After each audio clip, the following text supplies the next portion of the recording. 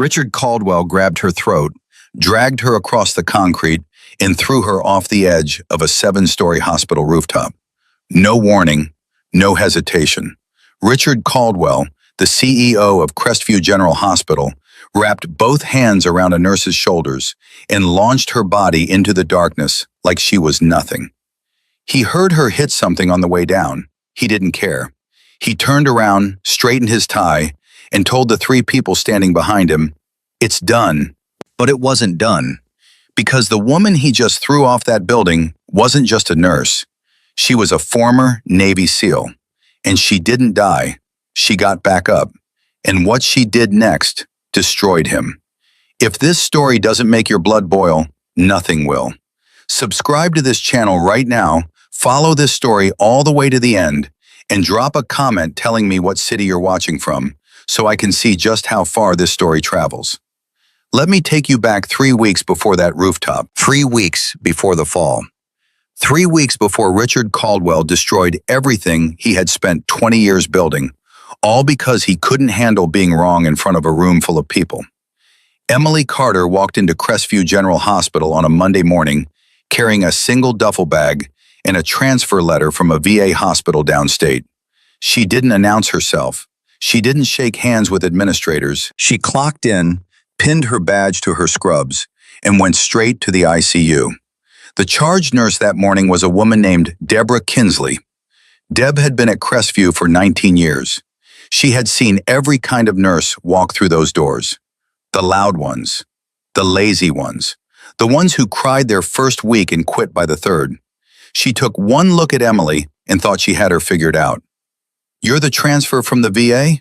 Deb said without looking up from her clipboard. "Yes, ma'am. Don't call me ma'am. I'm not your grandmother. You got your certifications updated?" "Everything's current." Deb finally looked at her. Emily was average height, lean, with short dark hair and hands that were steady in a way that most nurses' hands were not. There was a thin scar running from her left ear down to her jawline, but she didn't try to hide it.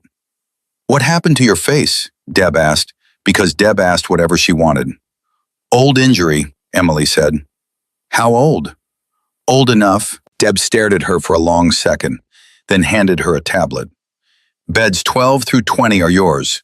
We're short-staffed, the pharmacy's backed up, and if Dr. Hensley asks you to get him coffee, tell him to get it himself. Welcome to Crestview." Emily took the tablet and walked away without another word. And for the first 2 weeks, that was all anyone knew about Emily Carter. She was quiet. She was competent. She never complained, never gossiped, never sat in the break room scrolling her phone. She did her 12-hour shifts. She charted everything meticulously, and she went home. The other nurses barely noticed her, but patients did. There was a man in bed 14, a retired firefighter named George Walton, 72 years old, recovering from triple bypass surgery. George was miserable. He had been in the hospital for 11 days. He hated the food. He hated the beeping machines. He hated that his wife had to drive 40 minutes each way to visit him. One night around 2 in the morning, George's monitor started alarming. His oxygen was dropping. Emily was there in under 30 seconds. She adjusted his cannula, rechecked his lines, and sat beside him until his numbers stabilized. George looked at her with tired, frightened eyes. "Am I dying?" Emily pulled a chair closer and sat down. "Not tonight, George." "How do you know?" "Because I've seen dying, and you're not there. You're just having a rough night." George studied her face. "You've seen dying?" "More than I'd like to." "Where?" Emily paused. It was the kind of pause that held weight. Then she said, "Somewhere far away, a long time ago. But right now I'm here, and you're going to be fine." George didn't ask again. But from that night forward, whenever anyone asked him which nurse he wanted, he said the same thing. The quiet one, Emily. That's who Emily Carter was at Crestview. The quiet one. The one who didn't talk about herself. The one who did her job and disappeared. And she would have stayed invisible forever if it hadn't been for what happened on a Wednesday afternoon in the cardiac unit. Richard Caldwell was making rounds that day. Now let me tell you about Richard Caldwell because you need to understand the kind of man he was before you understand what he became. Richard had been CEO of Crestview General for 6 years. Before that, he was a cardiologist, a good one by most accounts. He had the degrees, the published papers, the reputation. But somewhere along the way, Richard stopped being a doctor and started being something else. He started being a man who needed to be the most important person in every room he entered. He wore tailored suits to a hospital. He had his name engraved on a reserved parking space by the front entrance. His office was on the top floor, with floor-to-ceiling windows overlooking the city, and every single decision that happened at Crestview General went through him. Every one. The staff feared him, not respected him, feared him. He had fired a senior surgeon 2 years ago for questioning his budget cuts during a board meeting. The surgeon had 30 years of experience. Richard terminated him within 48 hours and made sure everyone knew why. "Nobody challenges my authority in my hospital," he told his inner circle. And after that, nobody did. His inner circle was tight. 3 people. Victor Sloan, the head of hospital security. Victor was ex-military himself, but not the honorable kind. He had been discharged under murky circumstances and found his way into private security work. He was loyal to Richard because Richard paid him well and kept his record clean. Then there was Patricia Langford, the chief legal officer. Patricia had a law degree from a top school and a conscience she had sold years ago. She handled every lawsuit, every complaint, every threat that came Richard's way. And she made them all disappear. Settlement agreements with silence clauses. Employees who filed grievances suddenly found their positions restructured. Patricia was the reason Richard had never faced consequences for anything. And finally, there was Margaret Sloan, a senior nurse who had worked at Crestview for 15 years. Margaret wasn't evil, but she was desperate. Her husband was sick. She needed her job, her insurance, her overtime hours. Richard knew this, and he used it. Margaret became his eyes and ears on the nursing floor. She reported back to him about who was complaining, who was cutting corners, who might become a problem. She hated herself for it, but she did it anyway. These 3 people were Richard's wall, his protection, his weapons. And on that Wednesday afternoon, all 4 of them were in the cardiac unit when the code blue alarm went off. The patient was Harold Yates, 78 years old, one of the biggest donors to Crestview General Hospital. His family had contributed over $3 million to the hospital's new wing. His wife, Constance Yates, was in the hallway. 2 board members were visiting that afternoon and were just outside the unit. Harold flatlined. The crash team rushed in. Richard was already in the room because he had been personally checking on Harold as a show of courtesy to the family. And what happened next changed everything. Richard looked at the monitor. He looked at the team, and then he did something that made Emily Carter's blood run cold. He called it. "Time of death, 3:17 p.m., Richard said. The room went quiet. 2 nurses stepped back from the bed. A resident lowered the paddles, but Emily didn't move. She was standing at the edge of the room, checking the crash cart medications. She had only been called in as backup because the unit was short-staffed. She wasn't supposed to be there, but she was, and she knew with absolute certainty that Harold Yates was not dead. She had seen the rhythm on the monitor. She had watched the waveform. It wasn't a systole. It was a fine ventricular fibrillation, barely visible, but there. A rhythm that could be shocked. A rhythm that meant this man still had a chance. Richard had called it too soon. Whether out of arrogance, ignorance, or a combination of both, he had made a call that was about to cost a man his life. Emily stepped forward. "Dr. Caldwell." Richard turned to her. He didn't recognize her. She was just another nurse in scrubs. "What?" "That's not asystole. It's fine VFib. He's shockable." The room froze. Every single person in that unit stopped breathing. Richard's face tightened. "I made the call, nurse. Step back." "With respect, sir, look at the monitor again. That's a shockable rhythm. If we don't act now, we lose him." Richard took 2 steps toward her. He lowered his voice, but everyone heard it. I am the chief executive of this hospital. I am a board-certified cardiologist. And I am telling you that patient is dead. Now step back before I have you removed. Emily didn't step back. She didn't raise her voice. She didn't blink. She turned to the resident holding the paddles. Charge to 200, now. The resident looked at Richard, looked at Emily. His hands were shaking. Do it, Emily said. And there was something in her voice, something beneath the calm, something forged in a place none of them had ever been. It wasn't anger, it wasn't defiance, it was command. The resident charged the paddles. Emily took them herself. Clear, she shocked Harold Yates. The monitor jumped. Nothing. Then a blip. Then another. Then a rhythm. Weak but steady, growing stronger. Harold Yates gasped. His heart was beating. The room erupted. Nurses scrambled to stabilize him. The resident called for additional support. Someone was crying. And in the hallway, Constance Yates heard the commotion and pushed through the door just in time to see her husband's chest rising and falling. He's alive? Constance whispered. He's alive, a nurse confirmed. Constance collapsed against the doorframe, sobbing. The two board members standing behind her saw everything, and Richard Caldwell stood in the corner of that room, watching it all unfold, with a face that could have been carved from stone. He said nothing. He adjusted his tie. He walked out. But the damage was done. Within an hour, the story had spread through every floor of Crestview General. The CEO called a patient dead. A transfer nurse overrode him. The patient lived.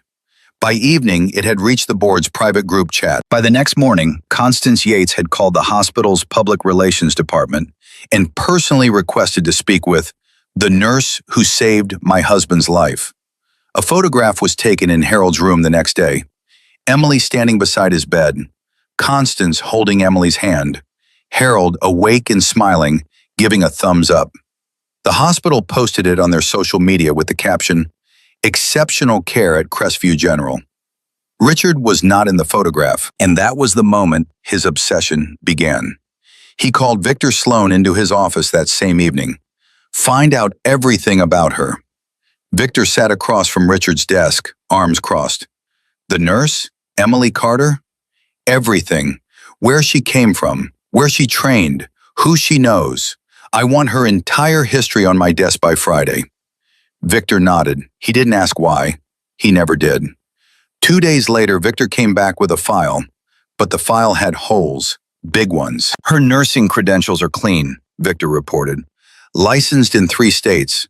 Transfer from the VA hospital in Marion. Before that, she worked at a field clinic in North Carolina. But here's the thing, Richard. There's a 6-year gap in her record. A gap?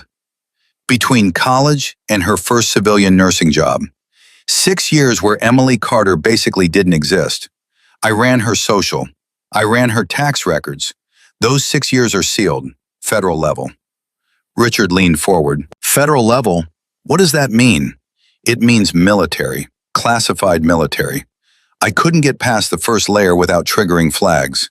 Whatever she did during those 6 years, somebody very high up doesn't want anyone to know about it. Richard sat back in his chair. He should have been afraid. Any rational person would have been. A nurse with a classified military background, a 6-year gap sealed by the federal government, connections to things that operated in shadows. A rational person would have backed off. But Richard Caldwell had not been rational in a very long time. I don't care what she did in the military, Richard said. She's in my hospital now. And in my hospital, I make the decisions, not her, not anyone. Victor looked at him carefully. So what do you want to do? I want her gone. Fire her? No. If I fire her, she talks. She goes to the board. She goes to the press. She becomes the brave nurse who got fired for saving a life.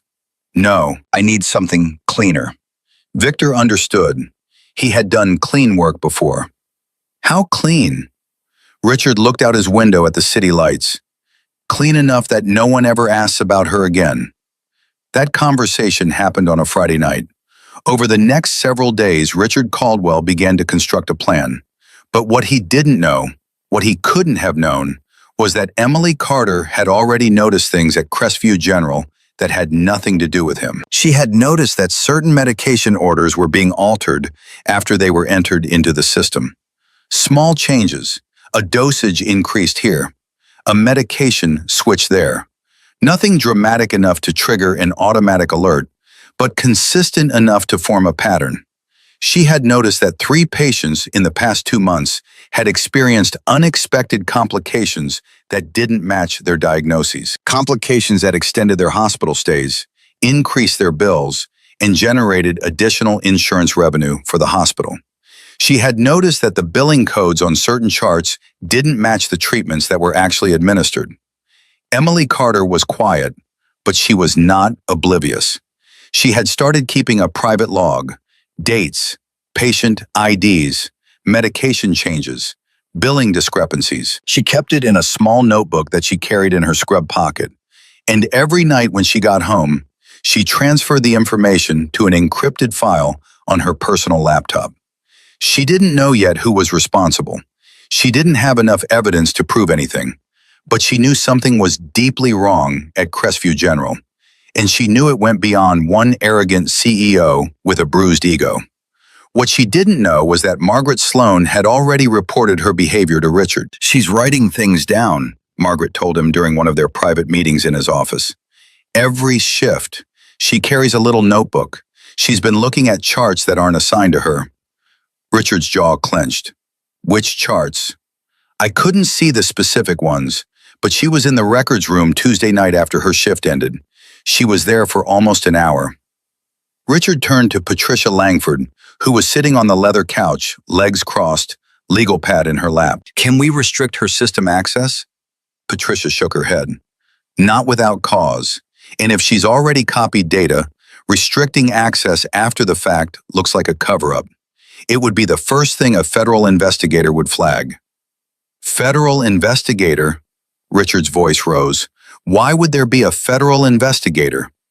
Patricia looked at him evenly. "Because if what she's documenting is what I think she's documenting, and she takes it outside this hospital, we're not looking at a wrongful termination suit, Richard. We're looking at Medicare fraud charges. Federal prison." The room went silent. Richard stood up slowly. He walked to his window.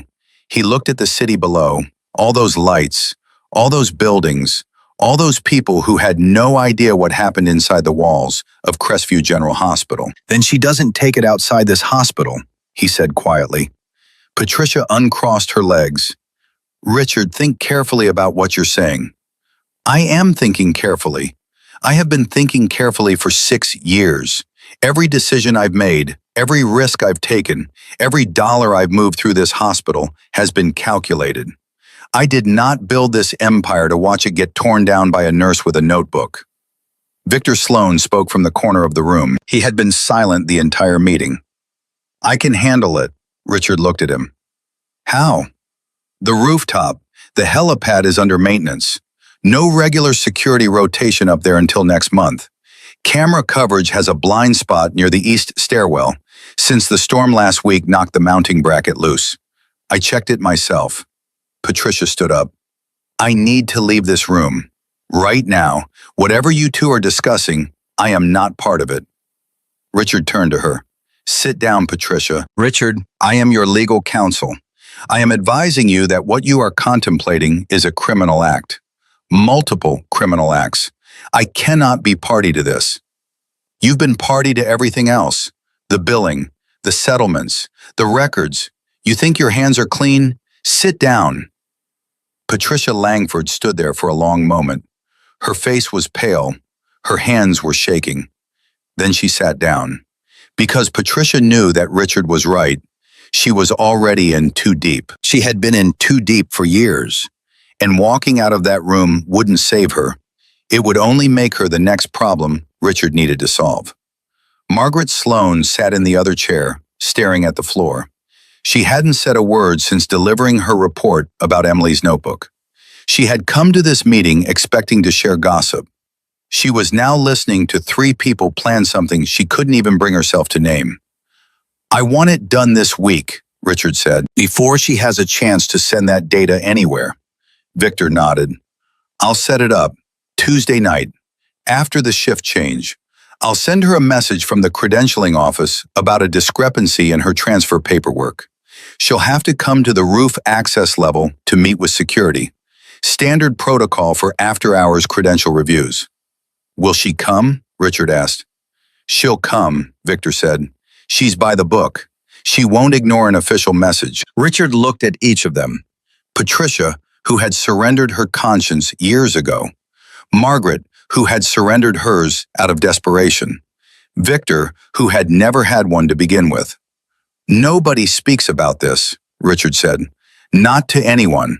Not to each other. After Tuesday night, Emily Carter was never at this hospital. Her transfer paperwork gets lost. Her badge gets deactivated. Her locker gets cleaned out. And if anyone asks, she quit. She went back to the VA. End of story. They all nodded. And none of them had any idea what they were walking into. Because 3 floors below that office, Emily Carter was sitting in the break room, pretending to read a magazine, while the recorder in her scrub pocket captured every word that came through the baby monitor frequency she had tapped into 48 hours ago. She didn't have everything yet, but she had enough to know that Tuesday night wasn't going to be an ambush. It was going to be a reckoning. Emily closed the magazine, slipped the recorder into her bag, and walked out of the break room without a word. The quiet one, the invisible one, the one they should have never, ever underestimated. Emily sat in her car in the hospital parking garage for 47 minutes after her shift ended that night. She didn't turn on the engine. She didn't check her phone. She sat in the dark with both hands on the steering wheel and played back the recording one more time. Richard's voice came through clear. Then she doesn't take it outside this hospital. Victor's voice. The rooftop, the helipad is under maintenance. Patricia's voice, shaking. What you are contemplating is a criminal act. And then Richard again. I want it done this week. Emily pressed stop. She closed her eyes. She had heard men talk like this before. Not in hospitals, in briefing rooms, in forward operating bases where the air smelled like diesel and blood. She had heard commanders discuss eliminating targets with the same casual detachment Richard Caldwell used to discuss eliminating her. The difference was, those commanders were talking about enemies of the United States. Richard Caldwell was talking about a nurse who embarrassed him. Emily opened her eyes and pulled a burner phone from the glove compartment. She had bought it 3 days ago, paid cash, at a convenience store 20 miles from the hospital. She powered it on and dialed a number she had memorized years ago. It rang twice. Carter. The voice on the other end was low, graveled, and wide awake despite the hour. Chief, it's me. A pause. Then, Emily, it's been a while. I need a favor. Talk to me. I'm at a hospital in Chicago, Crestview General. I've been here 3 weeks. I transferred in to look into some billing irregularities that flagged in a VA audit. But it's bigger than billing, Chief. The CEO is running a fraud operation, altered medication records, inflated billing codes, patients getting sicker so the hospital can charge more. And now he's planning to kill me. Silence. Then, say that again. He's planning to push me off the rooftop. Tuesday night. He thinks I'm just a nurse who got lucky saving a patient. He doesn't know who I am. He doesn't know I've been recording him. Do you have it on tape? Audio, clear enough for court. But I need more.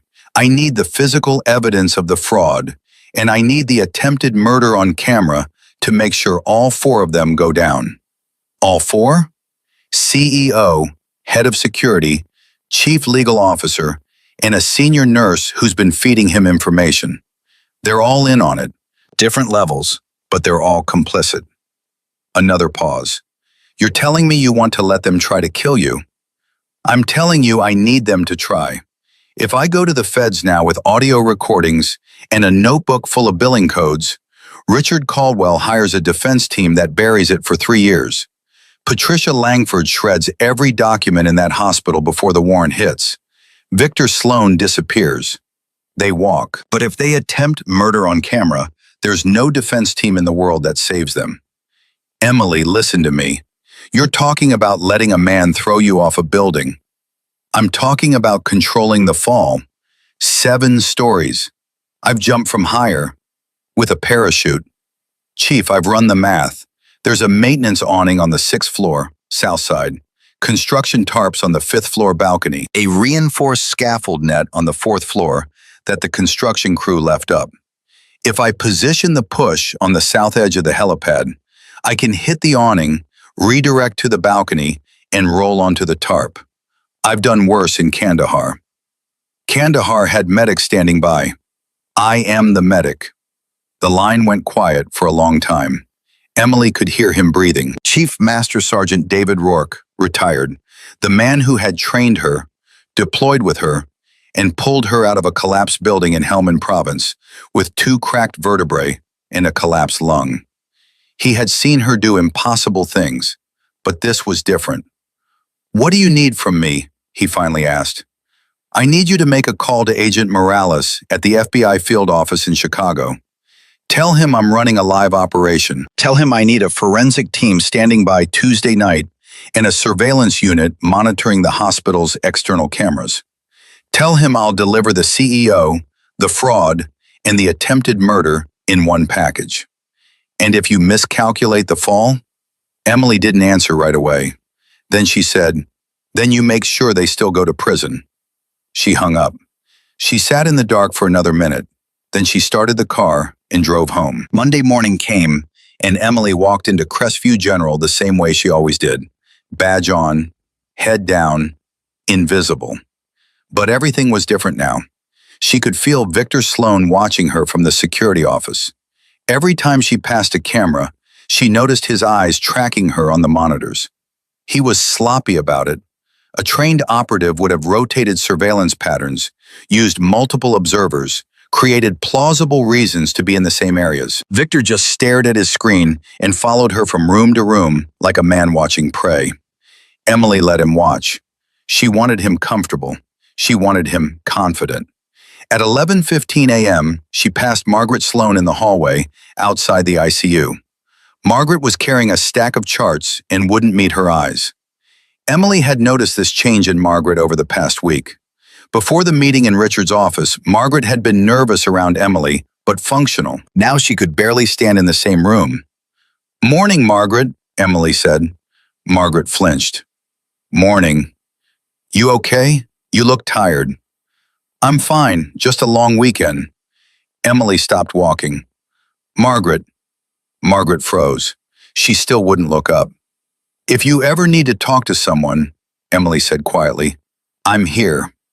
Margaret's hands trembled on the charts.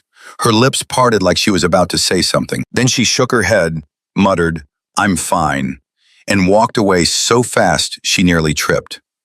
Emily watched her go. Margaret Sloan was breaking. Emily could see it. The woman was carrying a weight that was crushing her, and sooner or later, she was going to collapse under it. Emily had seen it happen to soldiers in the field.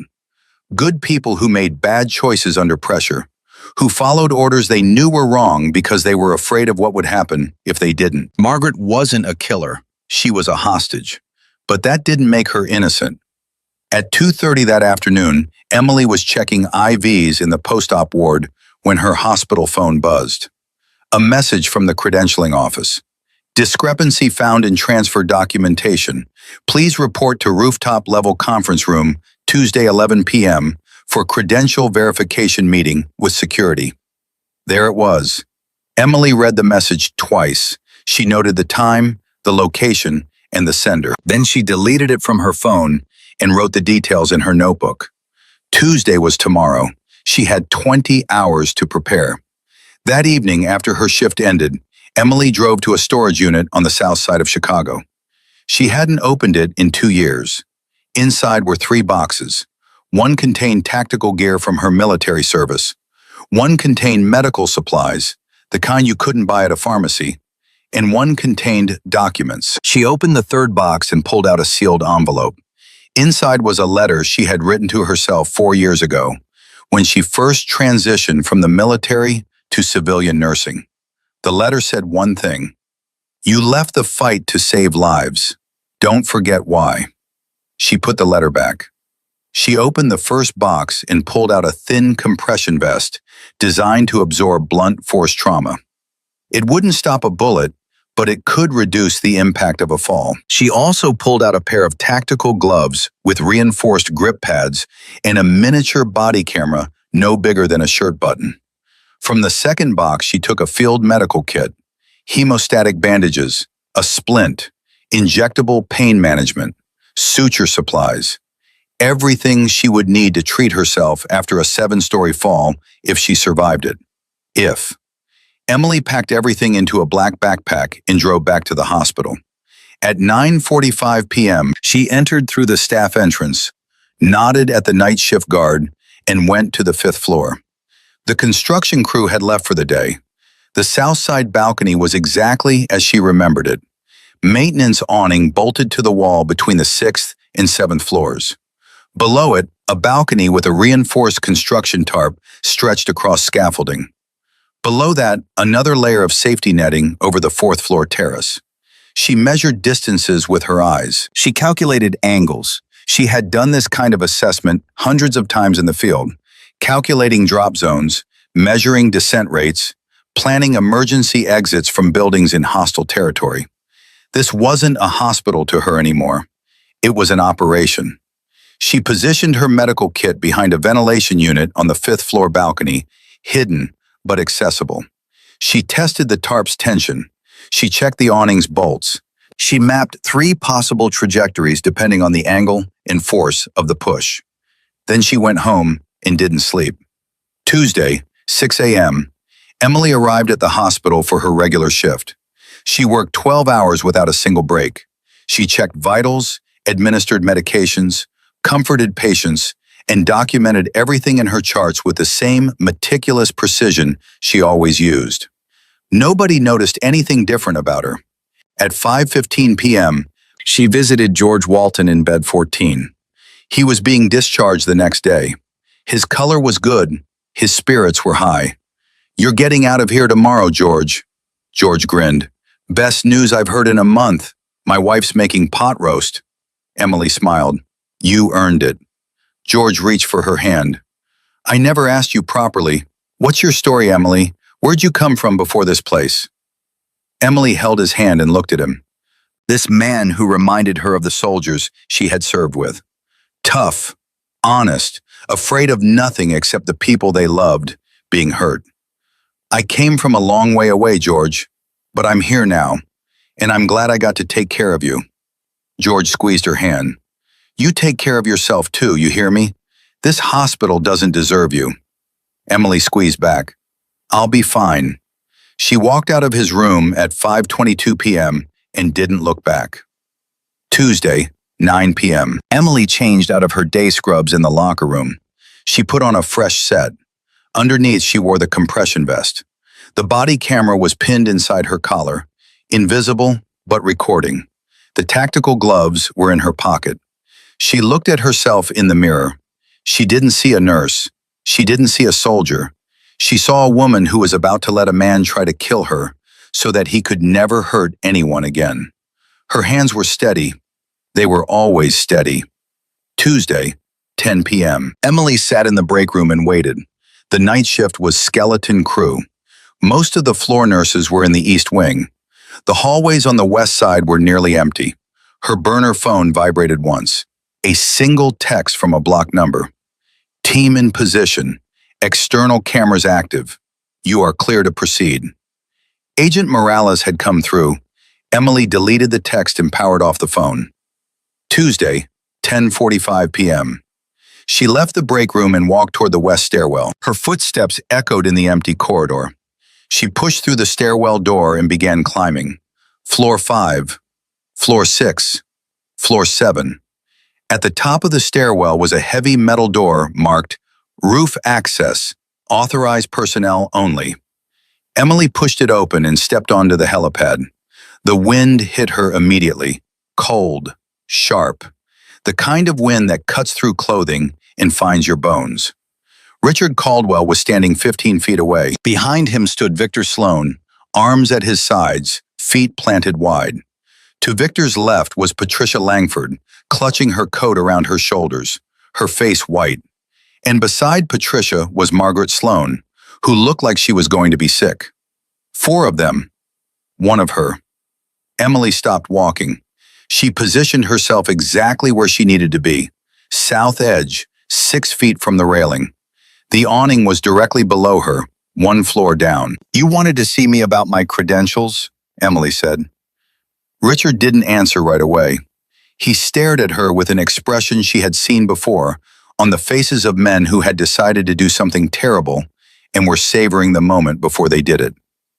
"Emily Carter," he said finally, "you know, I've been trying to figure you out for 3 weeks. Where you came from, what you want, why you think you can walk into my hospital and challenge me in front of my board. I saved a patient's life. You humiliated me. Those aren't the same thing." Richard took a step closer. "In my world, they are." Emily kept her voice even. "What is this really about, Richard? Because I don't think you brought 4 people to the roof at 11 o'clock at night to talk about my transfer paperwork." Richard smiled. It was the worst kind of smile, the kind that doesn't reach the eyes, the kind that comes from a place where humanity used to be. "You're right," he said. "This isn't about paperwork." He nodded at Victor. Victor moved fast. He closed the distance between them in 3 strides and grabbed Emily's left arm. Emily could have broken his grip. She could have put him on the ground in 2 seconds. Every instinct she had screamed at her to fight. But she didn't. Not yet. Because the camera had to see everything. Patricia grabbed Emily's other arm. Her grip was weak, shaking, but she held on. Margaret stood behind them, frozen, tears streaming down her face, doing nothing. Richard walked up to Emily until they were face to face. "You should have stayed invisible," he whispered. "And you should have checked who you were threatening," Emily whispered back. Something flickered in Richard's eyes. Doubt. Just for a second. Then his ego buried it. He placed both hands on her shoulders. He looked at Victor. Victor released her arm and stepped aside. Patricia let go and stumbled backward. Richard shoved. Emily didn't resist the push. She let her body go with the force, exactly the way she had been trained during airborne exercises. Control the fall. Don't fight the momentum. Redirect it. She went over the edge. 7 stories of empty air opened beneath her. 3 seconds of freefall. In the first second, she twisted her body 45 degrees, converting vertical momentum into angular rotation. In the second, she hit the maintenance awning with her right shoulder and hip, the compression vest absorbing the worst of the impact. The awning bent but held, slowing her descent and launching her sideways. In the third second, she cleared the awning, dropped onto the 5th floor balcony, hit the construction tarp at an angle, rolled twice, and came to a stop against the scaffolding frame. Pain exploded through her body. Her ribs screamed. Her left wrist bent at a wrong angle. The scar on her jaw reopened, and blood ran down her neck. But she was conscious. She was breathing. She was alive. Emily lay on the tarp for 10 seconds. 10 seconds to assess. Ribs cracked at least 2, maybe 3. Wrist sprained, not broken. Laceration on her jaw, bleeding but not arterial. No spinal damage, no internal hemorrhage that she could detect. She rolled onto her stomach. She pushed herself up with her good hand. She got to her knees. Then she stood. She looked up. 7 stories above, 4 faces peered over the edge of the rooftop. Richard Caldwell's face was the closest. Even from this distance, she could see his expression change. Confusion first, then disbelief, then something she had never seen on his face before. Fear. Emily locked eyes with him. She didn't say a word. She didn't have to. The message was clear. I'm still here, and you just made the biggest mistake of your life. Richard stumbled backward from the edge. That's not possible, he said. That's not possible. She hit the ground. I heard it. She didn't hit the ground, Victor said, and for the first time his voice was not calm. She's standing on the 5th floor. She's alive, Richard. She's alive. Margaret Sloan collapsed. She dropped to her knees on the helipad concrete and started sobbing. Oh God, what did we do? What did we do? Patricia Langford was already moving toward the stairwell door. I'm leaving. I'm leaving right now. This is over. Nobody is leaving, Richard shouted. His voice cracked.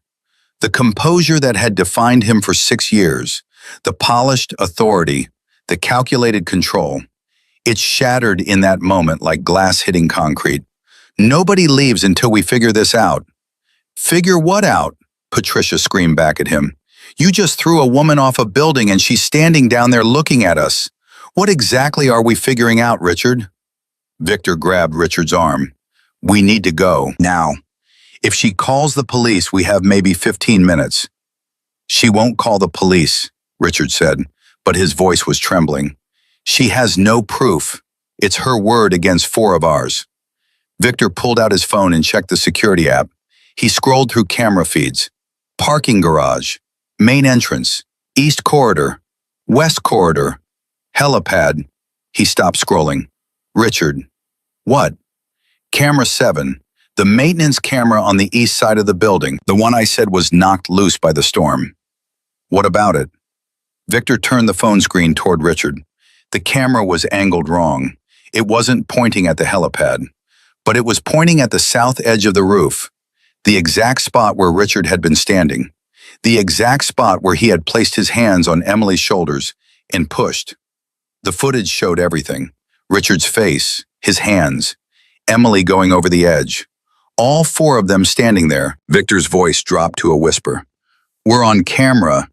The phone slipped from Richard's hand and hit the concrete. And 7 stories below, Emily Carter retrieved her medical kit from behind the ventilation unit, wrapped her ribs with a compression bandage, splinted her wrist, and pressed a hemostatic gauze pad against her bleeding jaw. Then she pulled out her burner phone, powered it on, and made 3 calls. The first was to Agent Morales. It's done. Come get them. The second was to Chief Rourke. I'm alive. Ribs are cracked. I'll need a ride to a different hospital. The third was to a number she had never called before, the direct line to the chairman of Crestview General's board of directors. Mr. Chairman, this is Emily Carter. I'm a nurse at your hospital. I'm calling to report an attempted murder by your CEO and 3 members of his staff. Federal agents are en route. You'll want to be at the hospital by morning, and sir, you'll want to bring a lawyer. She hung up and leaned against the wall. The pain was everywhere now. Her ribs burned with every breath. Her wrist throbbed. Blood soaked through the gauze on her jaw. But Emily Carter had survived worse. She closed her eyes and waited for the sirens. The sirens reached Crestview General at 12:04 a.m. Emily heard them from the 5th floor balcony, where she sat with her back against the wall, compression bandage tight around her ribs, splinted wrist cradled against her chest. The pain had settled into a deep, grinding rhythm that pulsed with every heartbeat. She had treated worse injuries on other people in worse conditions. But treating yourself was different. Your hands shook in ways they never did when you were saving someone else. She counted the sirens. 3 vehicles, 2 FBI, 1 ambulance. Agent Morales had kept his word. 40 seconds later, her burner phone buzzed. A text from a blocked number. Front entrance secured. Where are you? Emily typed back with 1 thumb. 5th floor, south balcony, construction area, I can walk. Stay there, team coming to you. Emily leaned her head against the wall and breathed. Shallow breaths. Anything deeper sent fire through her cracked ribs. She thought about George Walton in bed 14, going home tomorrow to his wife's pot roast. She thought about Harold Yates, alive because she had picked up those paddles. She thought about every patient in this hospital whose records had been altered, whose treatments had been manipulated, whose suffering had been extended so Richard Caldwell could squeeze more money out of their insurance. She wasn't doing this for herself. She never had been. At 12:09 a.m., 2 FBI agents reached her through the construction zone. One was a woman in her 30s with a tactical vest and a calm face. The other was a man carrying a medical bag. Emily Carter, the woman said.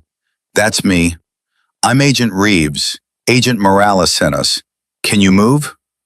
I can move, but I need to give my statement before I go anywhere. Agent Reeves looked at her injuries. The blood-soaked gauze on her jaw, the splinted wrist, the way she held her left side like she was keeping her ribs from collapsing. Ma'am, you need a hospital. Emily almost laughed. I'm in a hospital. A different hospital. One where the CEO didn't just try to kill you. Statement first, then hospital. I've waited 3 weeks for this. I'm not leaving until it's on record. Agent Reeves studied her for a long moment. Then she nodded. Morales said you'd say that. He's upstairs. They're securing the rooftop now. And Richard? Still on the roof. He tried to leave through the east stairwell. Our team was already there. Emily nodded. Good. At 12:14 a.m., 4 floors above them, Richard Caldwell was standing in the middle of the helipad with his hands at his sides, watching federal agents pour through the rooftop door. Agent Morales was first through. He was a compact man with a shaved head and the kind of eyes that had seen every lie a human being could tell. Richard Caldwell? Morales said. Richard straightened his back. Even now, even with his world crumbling, his instinct was to project authority. I'm the CEO of this hospital. Whatever this is about, you can contact my legal counsel, Patricia Langford. She's right over there.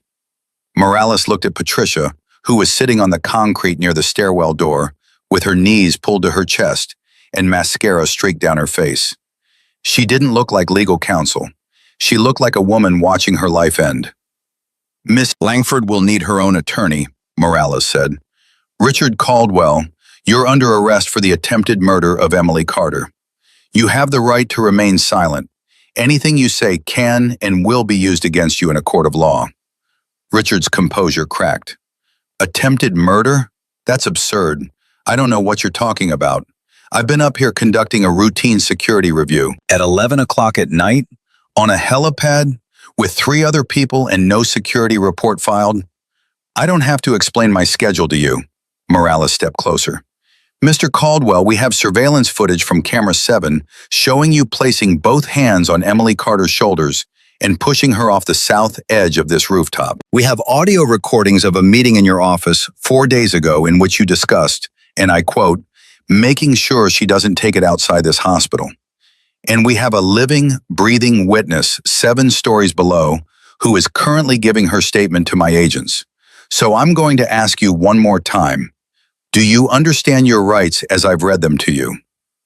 Richard's mouth opened. Nothing came out. His eyes darted to Victor, who was already face down on the concrete with an agent's knee on his back and handcuffs clicking around his wrists. Victor wasn't resisting. He knew how this worked. He had been on the other side of it before. Richard looked at Margaret. She was still on her knees, rocking back and forth, whispering something nobody could hear. An agent was kneeling beside her, trying to get her attention. Richard looked at Patricia. Patricia looked back at him with an expression that would haunt him for years. It wasn't anger. It wasn't blame. It was the look of someone who had followed a man off a cliff and was just now realizing there was no bottom. I want a lawyer, Richard said. That's your right, Morales said. He nodded to 2 agents who stepped forward, turned Richard around, and put him in handcuffs. At that exact moment, Richard asked the question that would become the most repeated line in every news report, every courtroom transcript, and every documentary that would eventually be made about this night. Where's the body? He said. If she fell 7 stories, where's her body? Morales looked at him with something that might have been pity if it weren't so close to disgust. She's giving her statement, Mr. Caldwell. She's alive. Richard's knees buckled. The agents held him up. That's not possible, he whispered. Nobody survives that fall. She did, Morales said. And right now she's the most dangerous witness you've ever created. They led Richard through the stairwell door and down 7 flights. His shoes echoed on every step. His breathing was ragged. The agents said nothing. They didn't have to. The silence was its own punishment. At 12:31 a.m., they brought Richard through the main lobby. The night shift staff stood frozen at the nurses' station, watching their CEO walk past in handcuffs. Nobody spoke. A young resident dropped her clipboard. A janitor stopped mopping and stared. Richard kept his head up. Even in handcuffs, even with his life collapsing around him, he held his chin high. Because that was all Richard Caldwell had left. The pose, the performance, the illusion that he was still in control. They put him in the back of a federal vehicle at 12:33 a.m. Victor Sloan was already in a separate vehicle, staring straight ahead, saying nothing. Victor had been through arrest before. He knew the math. He knew that silence was the only currency that held its value in a federal investigation. Patricia Langford was the third one out. She came through the lobby supported by an agent on each side because her legs wouldn't carry her. She was shaking so badly her teeth chattered. When they passed the nurse's station, she made eye contact with Deborah Kinsley, the charge nurse, who was standing behind the desk with her arms crossed. "Deb," Patricia said, and her voice broke. Deb said nothing. She just shook her head slowly, turned around, and walked back into the ICU. Margaret Sloan was the last one brought down, and Margaret was the one who broke the silence. She stopped in the middle of the lobby. The agents tried to guide her forward. She planted her feet and refused to move. "I need to say something," Margaret said. "I need to say it now, before they take me anywhere." The agents looked at Morales, who had followed them down. Morales nodded once. "Go ahead." Margaret looked around the lobby, at the nurses she had worked beside for 15 years, at the residents she had trained, at the night shift staff who had trusted her. "I knew," she said. "I knew what he was doing to the billing. I knew about the medication changes. I knew about the patients, and I told myself it wasn't my problem. I told myself I was just trying to keep my job. My husband is sick. I need my insurance. I need my paycheck." That's what I told myself every single day. And tonight I stood on that roof and watched a man push a woman to her death, and I did nothing. I didn't stop him. I didn't scream. I didn't grab his arm. I just stood there and watched. And I will never forgive myself for that. Not ever. The lobby was silent. Margaret's face crumpled.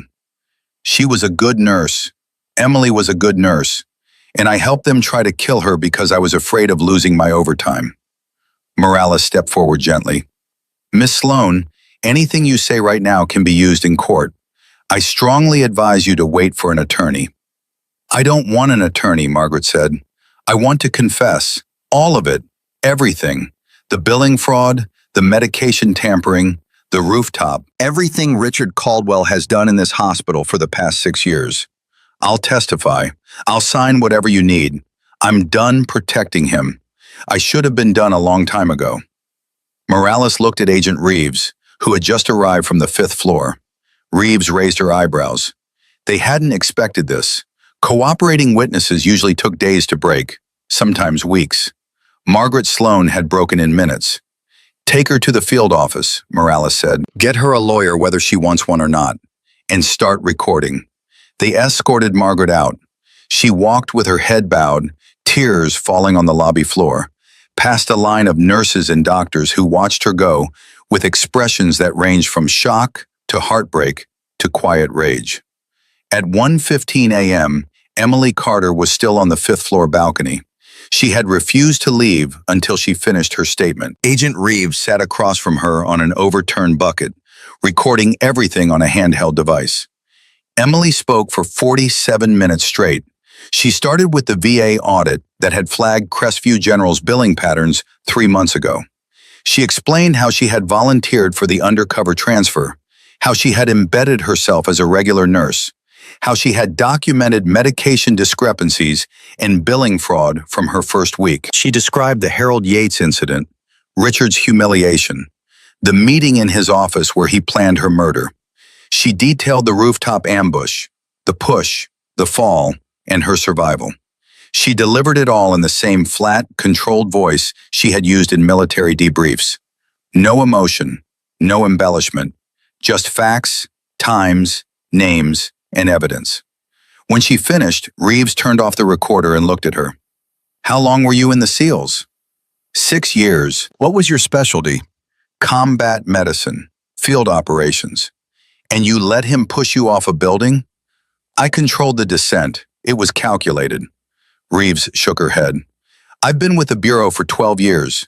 I've never seen anyone do what you did tonight. Emily didn't respond to that. Where's my medical kit? I need to redress this laceration before I go anywhere. At 1:47 a.m., a paramedic team that Emily had specifically requested from a hospital across town arrived at Crestview. She refused to be treated at Crestview General. She refused to let anyone from Richard's staff touch her. The paramedics loaded her onto a stretcher despite her insistence that she could walk, and they wheeled her through the same lobby where Richard had been let out in handcuffs barely an hour before. The night shift staff lined the hallway. Nobody had told them to. They just did it. Deborah Kinsley was at the front. When the stretcher passed her, Deb reached out and grabbed Emily's good hand. "You come back, you hear me?" Deb said. Her voice was rough. Her eyes were wet. "You come back to us." Emily squeezed her hand. "I'm not going anywhere, Deb." "You better not, because if I have to train another new nurse, I'll throw myself off the roof." Emily laughed. It hurt so much she gasped, and the paramedic told her to stop moving. But she kept smiling. At 2 a.m., they loaded her into the ambulance. Chief Rourke was waiting inside. He had driven 3 hours from Wisconsin the moment she called.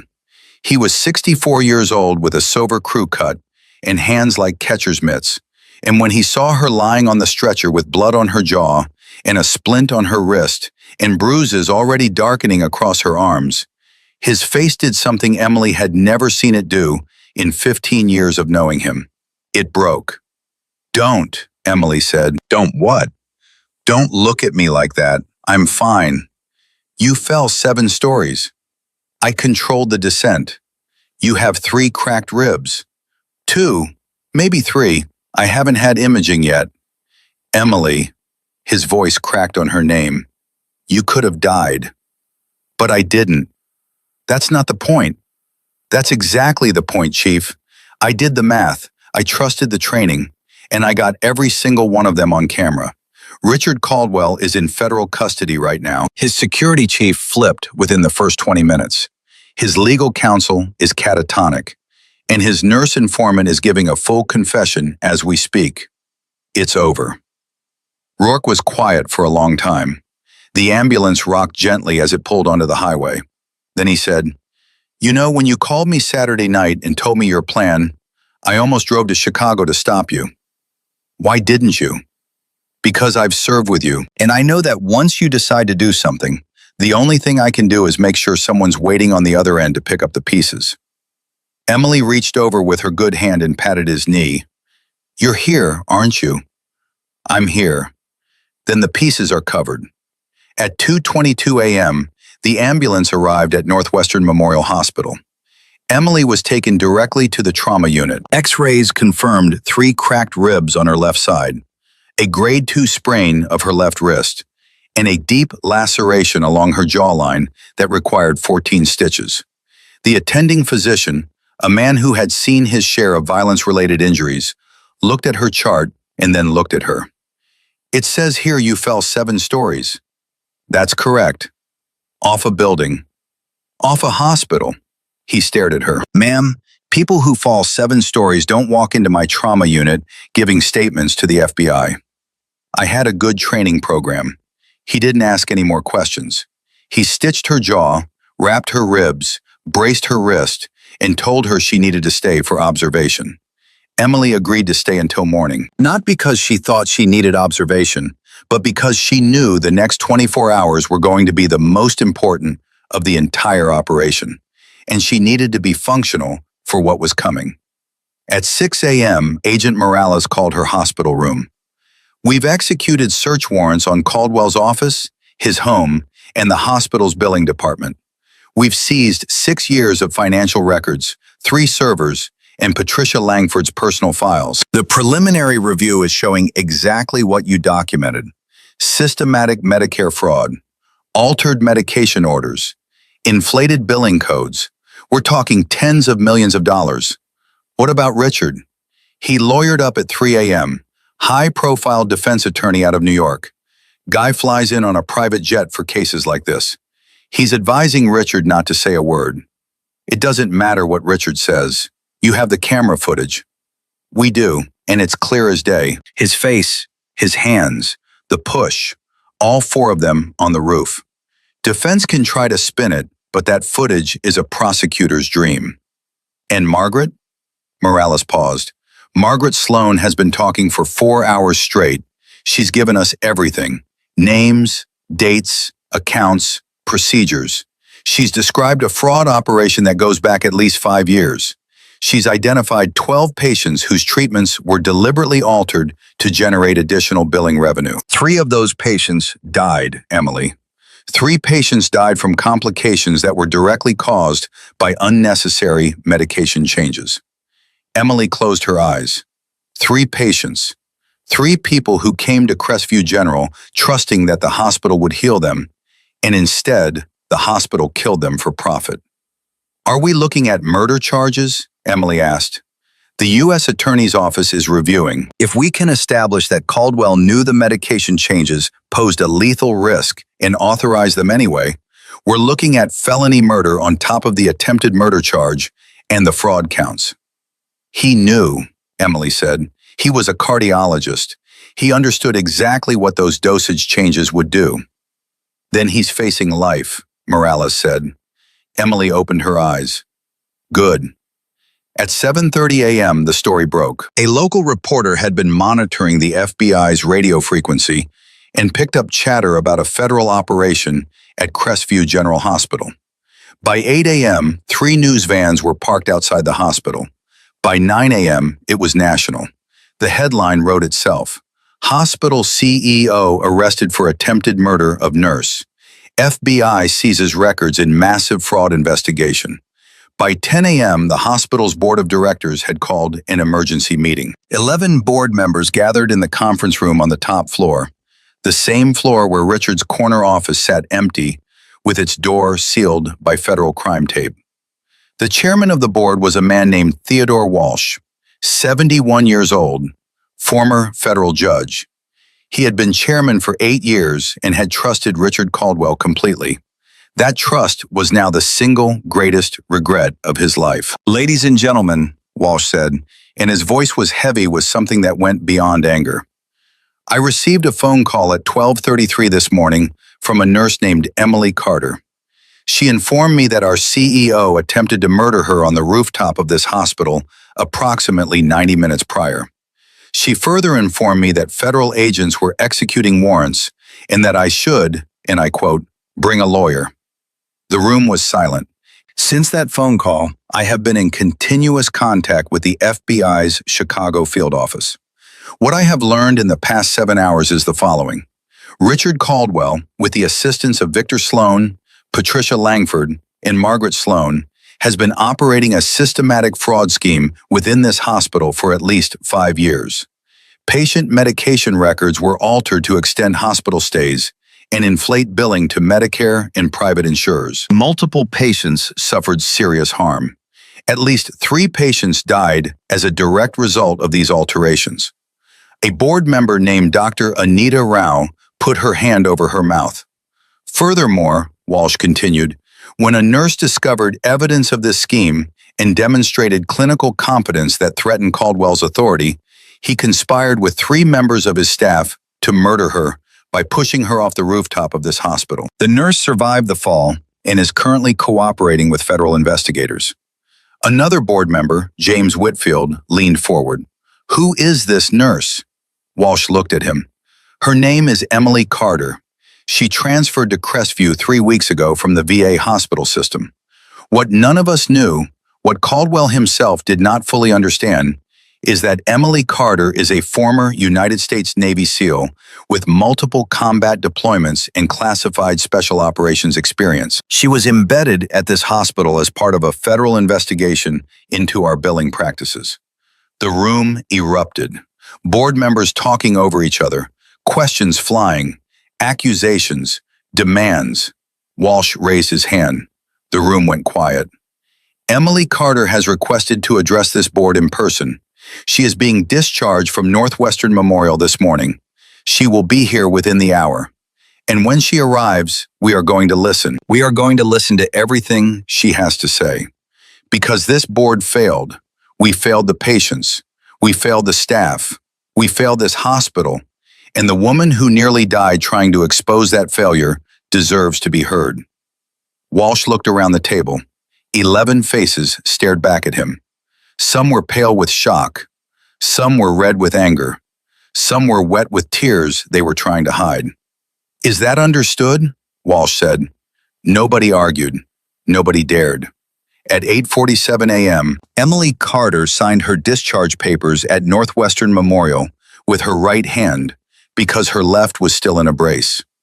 Chief Rourke drove her back toward Crestview General. They didn't speak for most of the drive. The silence between them was the kind that only exists between people who have been through things together that words can't touch. 3 blocks from the hospital, Rourke finally spoke. "You sure you want to do this today? You've been up for over 24 hours. You have 3 cracked ribs. You could wait." "I'm not waiting." "Emily, Chief, there are patients in that hospital right now whose medications might still be wrong. There are nurses in that building who have been living under a tyrant for 6 years and don't know yet that he's gone. Every hour I wait is an hour someone could be harmed. I'm going in." Rourke pulled into the parking garage and stopped the car. He turned to her. "Then I'm going in with you." "You don't have to." "I know I don't have to. I'm going in with you." Emily looked at him, the man who had trained her, who had pulled her from rubble, who had driven 3 hours in the middle of the night because she called. "Okay, Chief," she said. "Let's go." They walked through the front entrance of Crestview General Hospital at 9:01 a.m. Emily was wearing borrowed clothes because her scrubs were soaked with blood and sitting in an FBI evidence bag. Her jaw was stitched and bandaged. Her wrist was braced. She walked slowly because every step compressed her cracked ribs and sent lightning through her torso. But she walked. The lobby was quiet. News had spread through the hospital like wildfire overnight. Every staff member knew what had happened. Every floor was buzzing with whispered conversations and disbelief. When Emily came through the doors, a young nurse at the reception desk recognized her and stood up. Then another nurse stood. Then a resident. Then a technician. Then a custodian. One by one, the people of Crestview General Hospital got to their feet. Nobody clapped. Nobody cheered. This wasn't a celebration. It was something deeper. It was recognition. It was the acknowledgement that this woman, this quiet, invisible nurse they had barely noticed for 3 weeks, had nearly died to protect them and their patients. Emily walked through that silent lobby with her head up and her back straight, and tears she would never admit to burning in the corners of her eyes. Rourke walked beside her, matching her pace, watching her flanks out of 15 years of habit. They reached the elevator. Emily pressed the button for the top floor. The doors closed, and Emily Carter rode up to face the board that had let all of this happen. The elevator doors opened at 9:03 a.m., and Emily stepped onto the top floor of Crestview General Hospital for the second time in less than 12 hours. The first time, she had climbed stairs to a rooftop where a man tried to kill her. Now she was walking toward a boardroom where 11 people were waiting to hear why. Chief Rourke stayed half a step behind her. His eyes swept the hallway the way they always did, checking corners, mapping exits, cataloging every person they passed. Old habits from old wars. Emily moved the same way, though her body screamed with every step. 3 cracked ribs had a way of making you aware of muscles you didn't know existed. They passed Richard Caldwell's office. Federal crime tape crisscrossed the door. To the glass, Emily could see his desk, his leather chair, his framed diplomas, his engraved nameplate. All the symbols of a man who had confused authority with power and power with invincibility. She didn't slow down. She didn't look twice. At the end of the hallway, a young administrative assistant was standing outside the boardroom door. Her name tag read, Sarah. Her face was pale, and her hands were clasped so tightly her knuckles were white. "Miss Carter," Sarah said. "That's me. They're waiting for you, all 11 members. Mr. Walsh asked me to tell you to take as much time as you need." "Thank you, Sarah." Sarah hesitated. Then she whispered, "I'm glad you're okay." Emily touched her arm briefly and walked through the door. The boardroom was long and rectangular. 11 people sat around the table. Theodore Walsh was at the head. To his right sat Dr. Anita Rao, a cardiologist who had served on the board for 9 years. To his left sat James Whitfield, a retired banking executive who controlled the hospital's finance committee. The remaining 8 members filled the seats in between, a collection of surgeons, administrators, philanthropists, and community leaders who had collectively overseen Crestview General while a monster operated beneath them. Every single one of them turned to look at Emily when she entered. She didn't sit down. She stood at the opposite end of the table from Walsh, with Rourke positioned behind her near the door. She rested her good hand on the back of a chair to steady herself because her ribs were making it difficult to breathe normally, but she refused to show it. Walsh spoke first. "Ms. Carter, on behalf of this board, I want to begin by saying—" "Mr. Walsh," Emily interrupted, and her voice was calm but carried the kind of weight that made people stop talking. "I appreciate the sentiment, but I didn't come here for apologies. I came here because there are things you need to hear, and some of them are going to be difficult." Walsh closed his mouth. He nodded once. Emily looked around the table, making eye contact with each board member individually.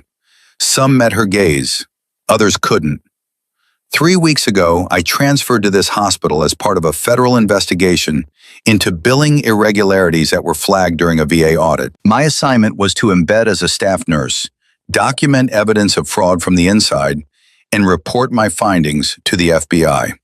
That investigation is now active, and the evidence I've gathered, along with testimony from Margaret Sloan and digital records seized from this facility, will form the basis of a federal case against Richard Caldwell and his co-conspirators.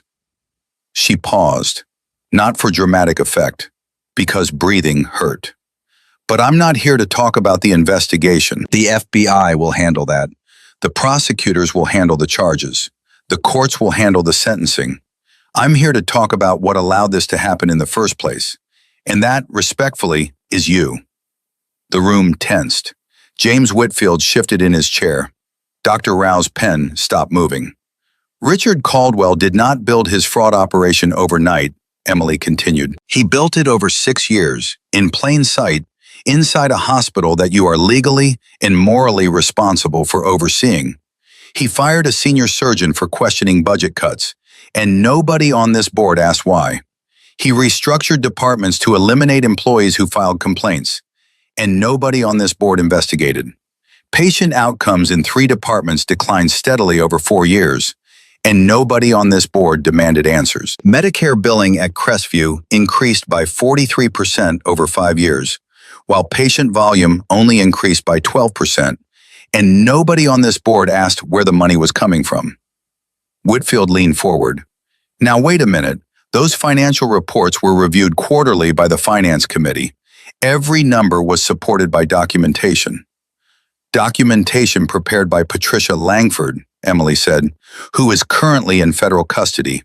Mr. Whitfield, I'm not saying you committed fraud. I'm saying you didn't look hard enough to catch it. There's a difference, but it's a smaller difference than you think." Whitfield's face reddened. He opened his mouth to respond, but Walsh raised a hand. "Let her finish, James." Emily took a shallow breath. "I understand that boards rely on their executives. I understand that you trusted Richard Caldwell because he presented well, because the hospital appeared profitable, because patients and families expressed satisfaction. But 3 patients are dead. 3 people came to this hospital expecting to be healed, and they died because their medications were altered to generate revenue. Mrs. Dorothy Harmon, 68 years old, died of cardiac complications after her blood thinner dosage was reduced without clinical justification. Mr. Samuel Okafor, 71, died of renal failure after an unnecessary medication interaction that extended his stay by 9 days. And Mrs. Jean Prescott, 65 years old, died of a stroke after her hypertension medication was switched to a less effective alternative that happened to generate a higher billing code. Dr. Rao's hand went to her mouth. "I knew Dorothy Harmon," she whispered. She was my patient before she transferred to general care. I reviewed her case after she passed. The attending told me it was an unexpected complication. The attending told you what Richard Caldwell's team wanted you to hear, Emily said. The medication change was entered into the system by someone with administrative override access. Not the prescribing physician, not the attending, someone who had the ability to alter records without triggering a standard pharmacy review. Who? Rao asked. That's part of the active investigation. I can't name individuals beyond those already arrested. But the system that allowed it to happen is yours to fix. Starting today. Walsh leaned forward. What do you recommend, Ms. Carter? Emily hadn't expected that question this soon. She had prepared for resistance, for deflection, for the kind of institutional denial she had seen 100 times. She hadn't prepared for surrender. First, she said, you need an independent audit of every patient record at this hospital going back 6 years. Not an internal review. An external forensic audit conducted by a team with no ties to Crestview. Second, every medication override that was entered using administrative access needs to be flagged and reviewed by a clinical pharmacist. Third, you need to implement a dual authorization system for any medication change that doesn't originate from the prescribing physician. Fourth, every staff member who reported concerns during Caldwell's tenure and was terminated, transferred, or disciplined needs to have their case reviewed and, where appropriate, needs to be offered reinstatement and compensation. She paused again. The pain in her ribs was intensifying. She adjusted her grip on the chair. And fifth, you need to tell the families. Dorothy Harmon's family, Samuel Okafor's family, Jean Prescott's family. You need to tell them the truth about how their loved ones died. Before they find out from the news, before they find out from a lawyer, you owe them that. The room was completely silent for 10 seconds. 10 seconds in a boardroom feels like an hour. Dr. Rao spoke first. Her voice was breaking. I operated on Dorothy Harmon. I did her bypass. She came through beautifully, strong recovery, and then she transferred to general care and died 2 weeks later of a complication that shouldn't have happened. I requested a review. Do you know what I was told? I was told that sometimes patients decline unexpectedly. That's what they told me, and I accepted it. I accepted it because I trusted this institution. She looked directly at Emily. You're right, we failed. I failed. Emily met her eyes. Dr. Rao, you didn't fail Dorothy Harmon. You saved her life on the operating table. The system that was supposed to protect her after that is what failed. That system is what we fix. A board member at the far end of the table, a woman named Catherine Briggs, who ran the hospital's community outreach program, raised her hand like she was back in school. Miss Carter, I need to ask you something, and I hope you won't take offense. Go ahead. You're a former Navy SEAL. You were embedded here by the FBI. You recorded conversations, gathered evidence, and allowed yourself to be pushed off a rooftop to capture the attempted murder on camera. That is extraordinary. But what happens now? What happens to the nurses and the doctors and the staff who still have to work here tomorrow?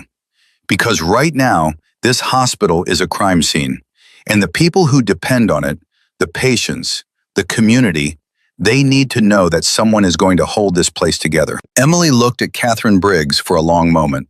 Then she said something that nobody in that room expected. I'd like to come back to work. The silence that followed was different from the others. It wasn't shock. It wasn't tension. It was confusion. Walsh spoke carefully. Miss Carter, you have 3 cracked ribs, a sprained wrist, and 14 stitches in your jaw. You were thrown off a building less than 12 hours ago. I'm aware of my injuries, Mr. Walsh. I've worked through worse. I don't doubt that, but surely you understand that your role here has fundamentally changed.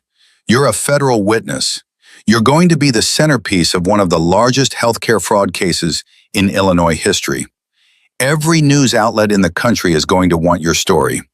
The idea that you would return to a nursing shift is what? Emily said.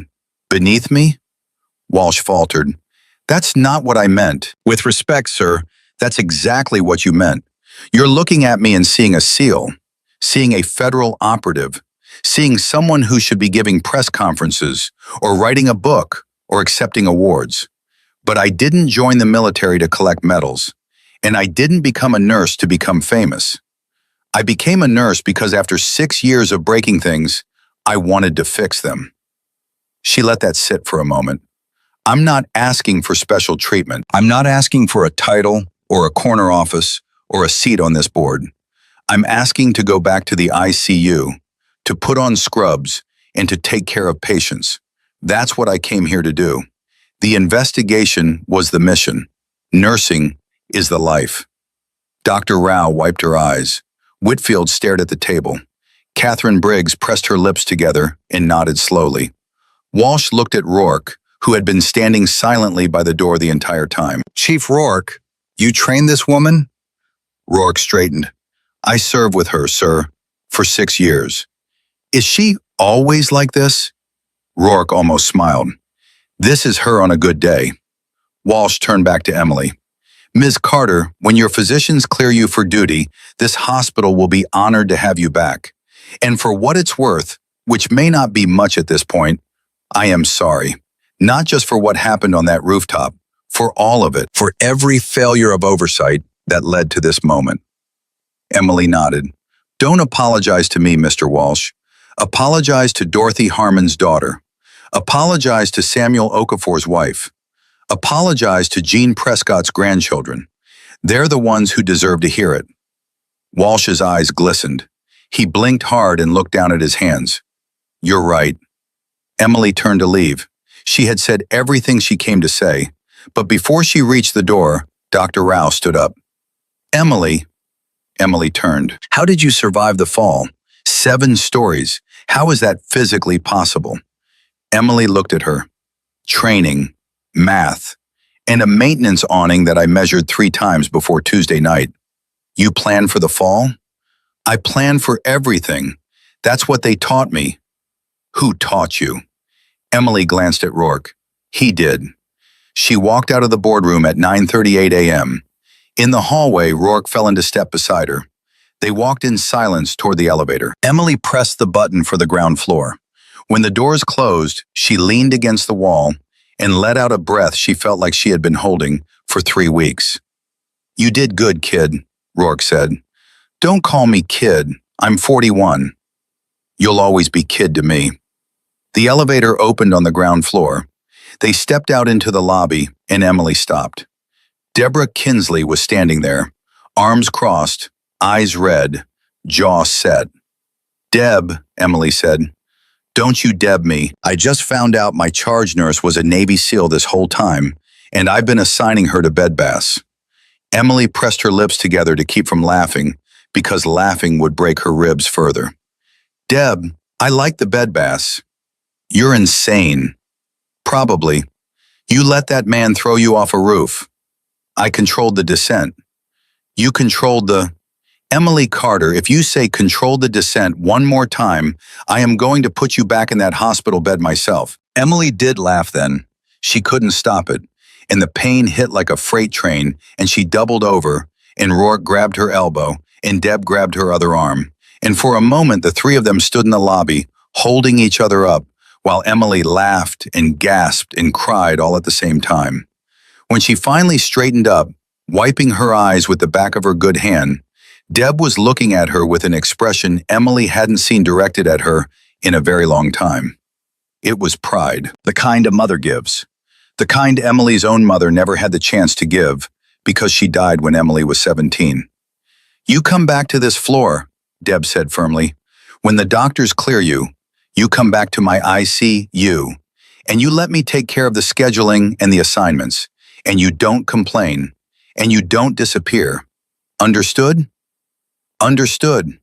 And one more thing. What? You're buying the break room coffee for the next 6 months. Good coffee, not that institutional garbage. Deal. Deb pulled her into a hug so carefully it almost didn't count as a hug. Just a gentle pressing of 2 people who understood that sometimes the strongest thing you can do is be soft. At 10:15 a.m., Emily and Rourke walked out the front entrance of Crestview General. 3 news vans were still parked across the street. A reporter spotted Emily and started running toward her with a cameraman. Rourke stepped in front of her. "No comment. Ms. Carter has no statement at this time. Is it true she survived a 7-story fall? Is it true the CEO pushed her? Can we get a statement?" Rourke's voice dropped to the register he used to use with new recruits who talked too much. "I said no comment. Back up." They backed up. Rourke drove Emily to a small apartment on the west side of Chicago that she had been renting month to month since the assignment began. He helped her up the stairs, unlocked the door with the key she gave him, and sat her down on the couch. "You need to sleep," he said. "I need to check my files first." "Emily, 5 minutes, then I'll sleep." She opened her laptop and pulled up the encrypted folder where she had been storing her evidence. Everything was intact: dates, patient IDs, medication changes, billing codes, audio recordings, her personal timeline of events. She had backed it up to 2 separate secure servers, but she needed to see it with her own eyes. She scrolled through the files. 3 weeks of work. 3 weeks of pretending to be something she wasn't, while simultaneously being exactly who she had always been. A nurse who cared about patients. A soldier who cared about justice. She stopped on one file, a photograph she had taken of Dorothy Harmon's chart the night she first noticed the medication discrepancy. Dorothy's smiling face in the patient ID photo. 68 years old. Retired school teacher, 2 grandchildren. A woman who survived open-heart surgery only to be killed by greed. Emily stared at that photograph for a long time. Then she closed the laptop, lay down on the couch, and slept for 11 hours straight. She woke up at 9:30 p.m. to 17 missed calls, 43 text messages, and Rourke asleep in the armchair across from her, with his boots still on and his arms crossed over his chest like a sentinel. The first missed call was from Agent Morales. She called him back. "Morales, it's Carter. What happened?" "A lot. Victor Sloan took a deal. Full cooperation. He's giving us everything. Dates, methods, accounts, names. He's confirmed that Richard Caldwell personally authorized the medication changes on at least 9 patients over the past 4 years. He's confirmed that Patricia Langford destroyed evidence related to 2 prior complaints filed by staff members who noticed irregularities. And he's confirmed something we didn't know." Emily sat up. "What?" "There's a 5th person, someone outside the hospital, a contact at the insurance company who was flagging which patients were most profitable for extended stays. Victor says Richard had a direct line to this person. They coordinated which patients to target based on their coverage levels." Emily's jaw tightened. An insurance insider. "We're executing a warrant on the insurance company's regional office in the morning. If Victor's information checks out, this goes from a hospital fraud case to a racketeering case. RICO charges. We're talking about dismantling an entire network." Emily closed her eyes. It was bigger than she thought. It was always bigger than you thought. "Emily, I need to ask you something," Morales said. "Go ahead." "Victor told us that Richard was planning to target another nurse before you. 6 months ago, a woman named Linda Torres who worked in the billing department and started asking questions about discrepancy codes. Victor says Richard had him follow her for 2 weeks. He was going to arrange an accident, a car accident on her way home from a night shift. But Linda transferred to another hospital before they could act." Emily gripped the phone. "Did Linda know?" "We don't think so. She transferred for personal reasons, a family situation. She had no idea what she walked away from. She needs to know. She needs to know what almost happened to her. We'll reach out to her as part of the investigation. She may be called as a witness. Call her tonight, Morales. Don't let her find out from the news." Morales was quiet for a moment. "I'll make the call." Emily hung up and sat in the dark apartment, listening to Rourke snore softly in the armchair. She thought about Linda Torres, a woman she had never met who had escaped Richard Caldwell's reach by pure chance, who went to work every day in a different hospital now, probably thinking the worst thing that ever happened at Crestview was the bad coffee in the break room. And she thought about the patients, not just the 3 who died, the 9 Victor mentioned, the ones whose stays were extended, whose medications were altered, whose pain was prolonged because a CEO looked at their insurance coverage and saw dollar signs instead of human beings. Emily had been trained to compartmentalize, to file emotions in boxes and deal with them later or never. That training had kept her alive in Afghanistan. It had kept her functional during 3 weeks of undercover work. It had kept her conscious during a 7-story fall. But sitting alone in the dark, with cracked ribs and stitches in her jaw, and the full weight of what she had uncovered pressing down on her, Emily Carter opened one of those boxes. And she cried. Not for herself. She had stopped crying for herself a long time ago. She cried for Dorothy Harmon, who survived open-heart surgery and deserved to see her grandchildren grow up. She cried for Samuel Okafor, who came to America from Nigeria 30 years ago and built a life and trusted a hospital to save it. She cried for Jean Prescott, who taught Sunday school for 40 years and died of a stroke that never should have happened. She cried for 7 minutes. Then she wiped her face, straightened her back, and opened her laptop. There was still work to do. At 11 p.m., the local news ran a segment showing Richard Caldwell being transported from the FBI field office to the Metropolitan Correctional Center. He was wearing an orange jumpsuit. His hair was uncombed. His face was gray. The man who had worn tailored suits to a hospital was now wearing the same uniform as every other inmate in federal custody. His bail hearing was set for Thursday morning. Emily watched the segment once. Then she turned off the television and went back to her files. Because Richard Caldwell, in an orange jumpsuit, was satisfying. But it wasn't enough. Emily Carter wanted every single person who had profited from the suffering of those patients to end up exactly where Richard was. And she wasn't going to stop until they did. Thursday morning came fast. 8 a.m., federal courthouse in downtown Chicago. Emily Carter sat in the back row of the gallery, wearing a plain gray sweater and dark pants because her scrubs were still in evidence and she didn't own much else. Her ribs were taped. Her wrist was braced. The stitches in her jaw pulled every time she turned her head. Chief Rourke sat beside her, arms crossed, watching the courtroom the way he watched everything, like a man who had learned long ago that danger rarely announces itself. The courtroom filled quickly. FBI agents, assistant U.S. attorneys, court reporters, and in the front row behind the defense table, a woman Emily didn't recognize, mid-60s, silver hair, expensive coat, hands folded in her lap so tightly her rings were cutting into her fingers. "Who is that?" Emily whispered to Morales, who had taken a seat next to Rourke. "Richard's wife, Catherine Caldwell. She posted the bail money this morning, $3 million. She put up their house, their vacation property in Michigan, and a trust fund she inherited from her father." Emily said nothing.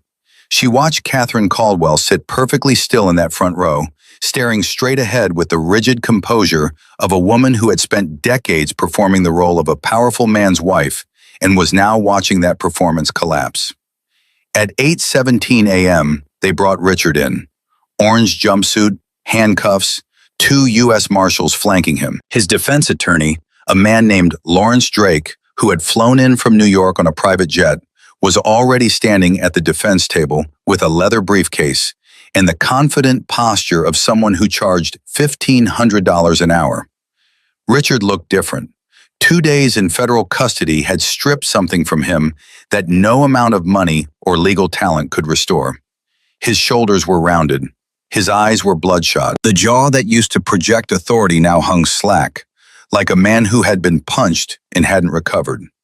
He scanned the gallery as the marshals guided him to his seat. His eyes passed over the FBI agents, the prosecutors, the reporters, and then they found Emily. She was sitting in the last row, 60 feet away, but their eyes locked and held. Richard's face went through 3 expressions in 2 seconds. Shock, because some part of him still couldn't believe she was alive. Rage, because she was the reason he was standing in this courtroom. And then something else, something deeper, something Emily had seen on the faces of men in combat who suddenly realized they had lost. Fear. Richard looked away first. Drake leaned over and whispered something to him. Richard nodded without appearing to hear.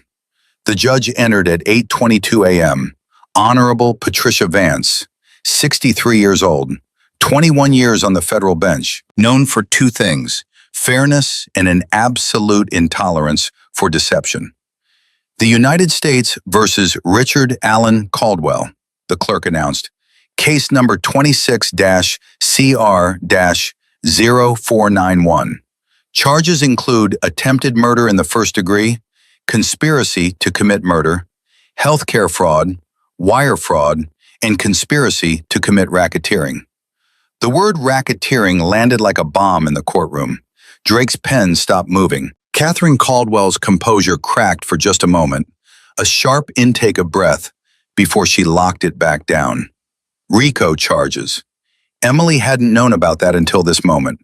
Morales leaned over. The warrant on the insurance company came through at 4 a.m. They arrested the contact Victor named, a regional claims manager named Dennis Pratt. He's been coordinating with Richard for 3 years. RICO applies because they operated as an ongoing criminal enterprise across state lines. Emily absorbed that. Dennis Pratt. Another name. Another person who looked at sick people and saw profit margins. Judge Vance addressed Drake.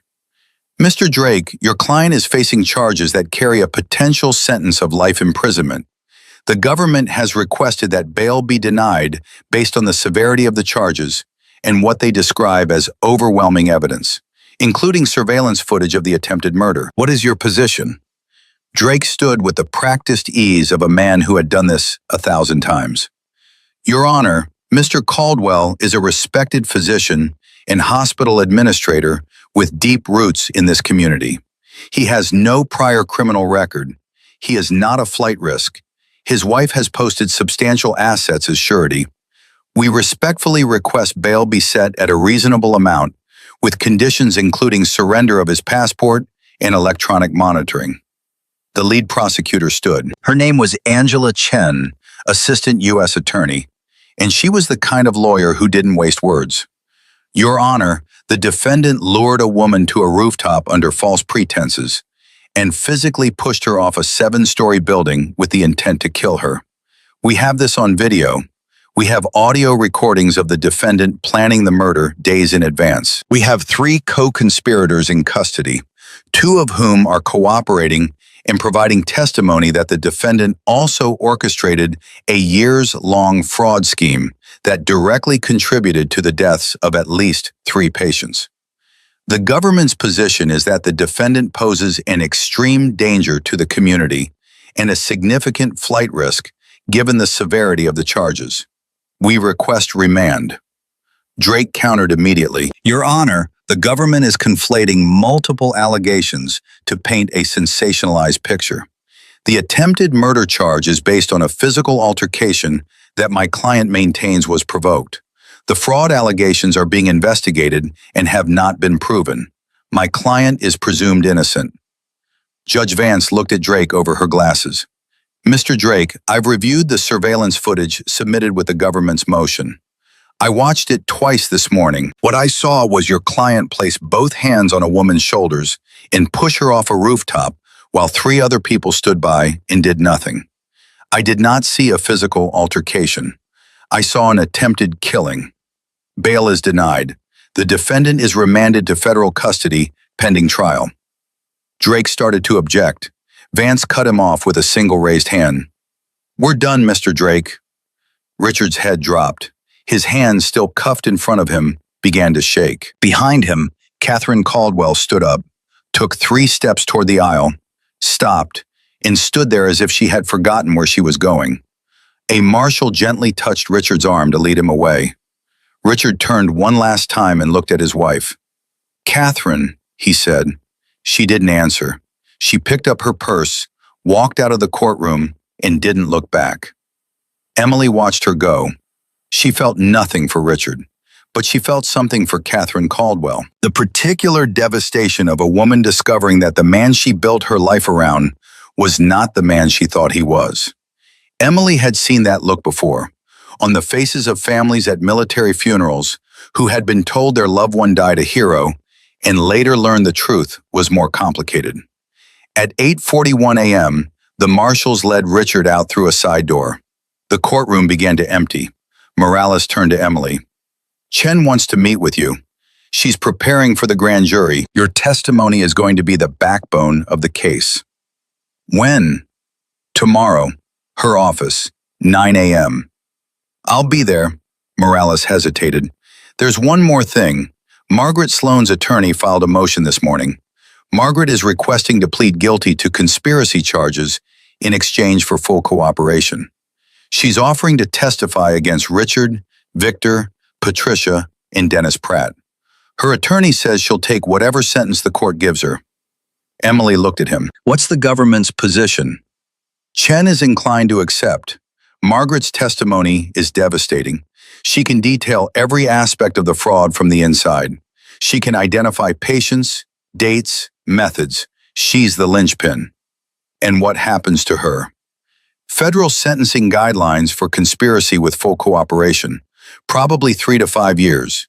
Maybe less with good behavior." Emily nodded slowly. She thought about Margaret on the rooftop, frozen, tears streaming, doing nothing while Richard pushed Emily into the darkness. And then Margaret in the lobby, refusing to move, confessing to everyone within earshot because she couldn't carry the weight for one more second. "She should have stopped him," Emily said quietly. "She was standing right there. She could have grabbed his arm. She could have screamed. She didn't." "No," Morales agreed. "She didn't. But she also didn't have to confess. She could have kept quiet. She could have hired a lawyer and fought it. Instead, she stood in that lobby and told the truth in front of everyone she'd ever worked with. That took something."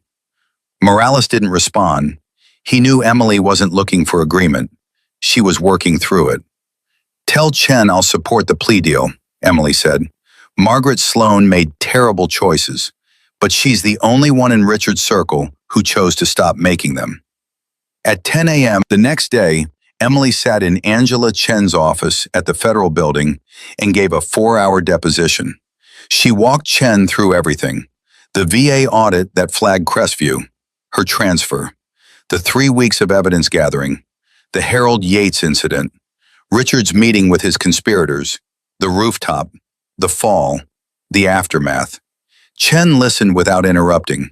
When Emily finished, Chen leaned back in her chair and looked at her. "In 20 years of prosecuting federal cases, I've never had a witness like you. You let a man push you off a building to make the case. I made a tactical decision based on the available options. You could have died. The probability of survival was calculated at approximately 82%, based on the structural elements between the 7th and 4th floors." Chen stared at her. 82%. You went into that situation with an 18% chance of dying. "I've operated at worse odds." Chen shook her head slowly. "Miss Carter, the grand jury is going to indict on all counts. I have no doubt about that. The evidence is overwhelming. Video, audio, cooperating witnesses, financial records, patient files. Richard Caldwell is going to trial, and Richard Caldwell is going to prison. But I want you to understand something. You're going to be the face of this case. The media is going to want your story. Defense attorneys are going to try to tear you apart on the stand. They'll question your military record, your undercover assignment, your decision to allow the attempted murder instead of preventing it. They're going to paint you as an agent provocateur who entrapped their client. Are you prepared for that?" Emily met her eyes. "Miss Chen, I've been interrogated by people far more dangerous than Lawrence Drake. I'll be fine on the stand." Chen almost smiled. "I believe you." The weeks that followed moved fast. The grand jury convened and returned a 37-count indictment against Richard Caldwell, Victor Sloan, Patricia Langford, and Dennis Pratt. Margaret Sloan's plea agreement was accepted. She pled guilty to 1 count of conspiracy and agreed to testify. Victor Sloan, seeing the mountain of evidence against him, took a deal 2 weeks after the indictment, 20 years with the possibility of parole after 12. He would testify against Richard and Dennis Pratt. Patricia Langford held out longer. Her attorney filed motion after motion, challenging the surveillance footage, challenging the audio recordings, challenging the legality of Emily's undercover assignment. Every motion was denied. On the 6th week, Patricia cracked. She called her attorney at 2 a.m. and told him she wanted to plead guilty. She got 15 years. Dennis Pratt, the insurance contact, went to trial. He maintained his innocence for exactly 9 days until Victor Sloan took the stand and described in meticulous detail 3 years of phone calls, emails, and encrypted messages between Pratt and Richard coordinating which patients to target. Pratt's own attorney asked for a recess after Victor's testimony. The next morning, Pratt changed his plea to guilty. He received 12 years. Richard Caldwell refused every deal. Lawrence Drake urged him to negotiate. "Richard, the evidence is insurmountable. Take the deal. Plead to the fraud charges. 25 years. You'll be out in your 70s. Richard sat in the Federal Detention Center visiting room and looked at Drake with the same arrogance that had defined his entire career. "I'm not pleading guilty to anything. I am the CEO of a hospital. I am a board-certified cardiologist. I am not a criminal." "Richard, they have you on video pushing a woman off a building. It was a confrontation that got out of hand. She was aggressive. I reacted in self-defense." Drake put down his pen. "Self-defense? You invited her to the rooftop. You brought 3 other people. You positioned her near the edge. And you pushed her. That's not self-defense, Richard. That's premeditated attempted murder. And every juror who watches that footage is going to see exactly that. Then find jurors who won't." Drake looked at him for a long time. Then he picked up his briefcase. "I'll see you at trial, Richard." The trial began 14 weeks after the rooftop. Federal courthouse. Judge Vance presiding. The prosecution's case took 11 days. Angela Chen called 23 witnesses. FBI agents, hospital staff, financial analysts, medical experts who testified that the medication changes made to patient records were clinically unjustifiable and directly contributed to adverse outcomes, including death. She called Margaret Sloan, who sat in the witness box for 6 hours and described in devastating detail how Richard Caldwell ran his operation.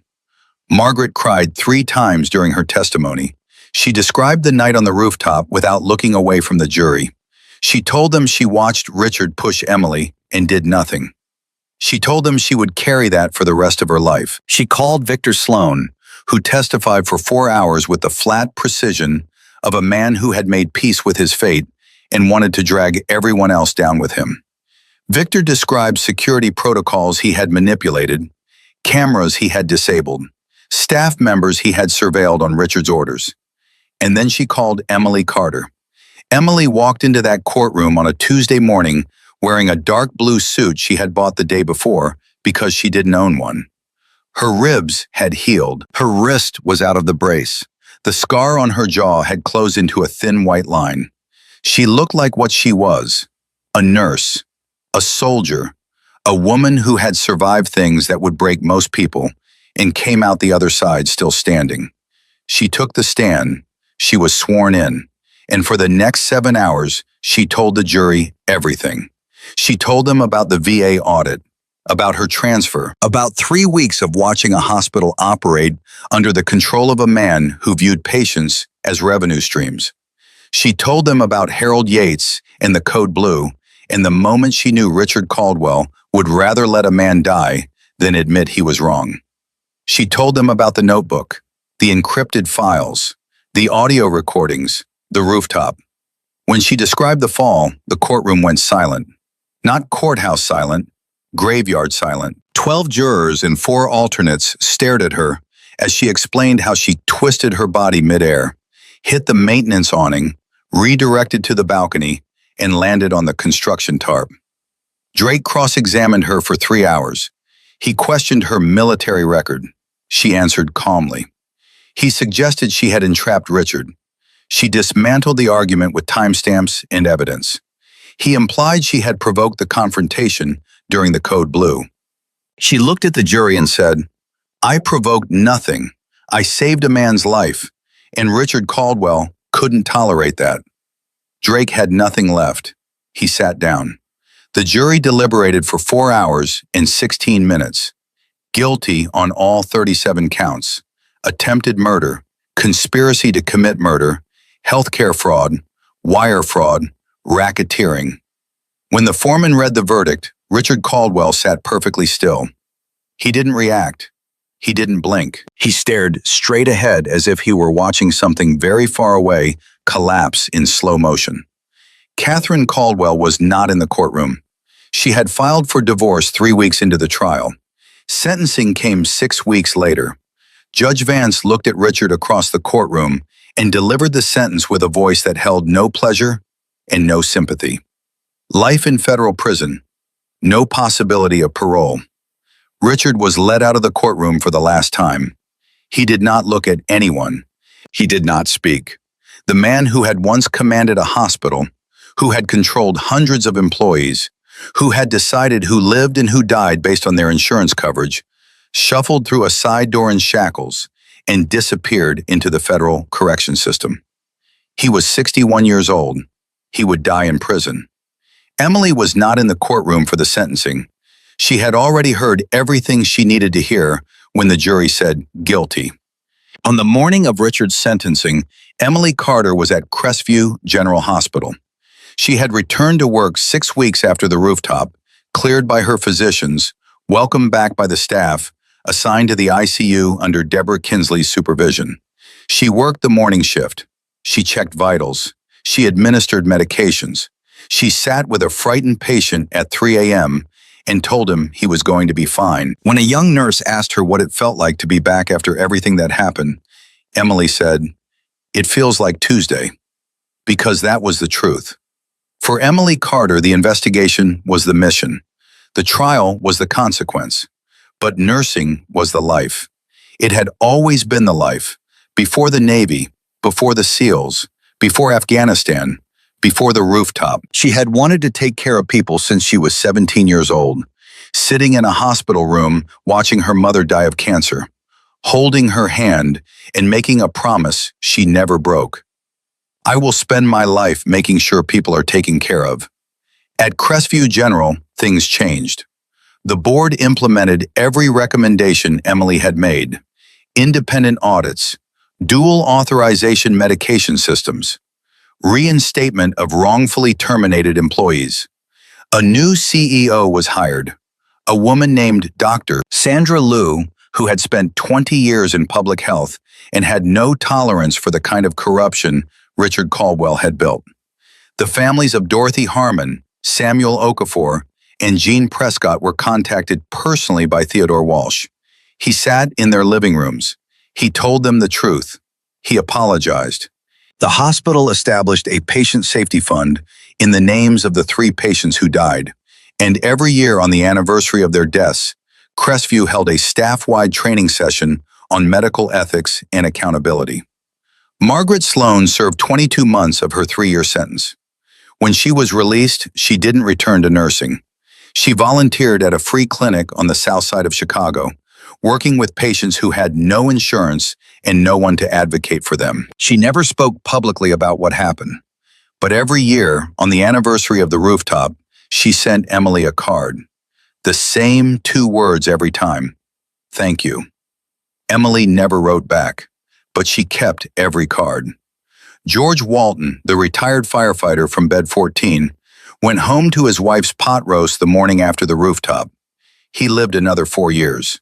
When he died peacefully at 76, his family found a handwritten note in his bedside drawer. It said, "If you're ever in the hospital and scared, ask for the quiet nurse. She's the one who'll save your life." Harold Yates, the donor whose life Emily saved during the Code Blue, recovered fully. He and his wife Constance donated an additional $2 million to Crestview's Patient Safety Fund. Every year on his birthday, Harold called Emily at the hospital and said the same thing: "Still here. Thanks to you. And Emily always replied, still here too, Harold. Chief Rourke drove back to Wisconsin the day after the bail hearing. Before he left, he stood in the parking garage with Emily and did something he had never done in 15 years of service together. He hugged her. Not a military handshake, not a pat on the back. A hug. The kind that says everything words can't. You did the impossible, kid, he said. I did the math. No, you did the impossible. There's a difference.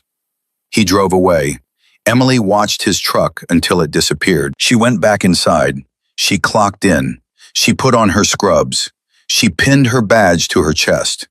Emily Carter, RN, not former Navy SEAL, not federal witness, not the woman who survived a 7-story fall. Just a nurse, the kind of nurse who shows up early and stays late and sits with patients at 3 a.m. when nobody else will. The kind who carries scars she doesn't explain and strength she doesn't advertise. The kind who walked into a corrupt hospital, tore it apart from the inside, survived an attempt on her life, and then came back to work because the patients still needed her. Richard Caldwell once believed that power meant standing above everyone else. He believed that authority meant never being challenged. He believed that pushing a woman off a roof would silence her forever. He was wrong about all of it, because real power was never about standing above anyone. It was about standing beside them. It was about showing up when it mattered. It was about choosing to heal instead of harm, to protect instead of destroy, to serve instead of rule. Emily Carter understood that. She had always understood it. From the battlefields of Afghanistan to the hallways of Crestview General, she lived by a single truth that Richard Caldwell never learned and never would. You don't measure strength by what you can destroy. You measure it by what you refuse to let be destroyed. And Emily Carter refused to let a single patient, a single nurse, a single person in that hospital be destroyed ever again. Richard Caldwell pushed a nurse off a rooftop and expected silence. Instead, he got justice. And the woman he tried to erase became the reason an entire hospital remembered what it was supposed to be.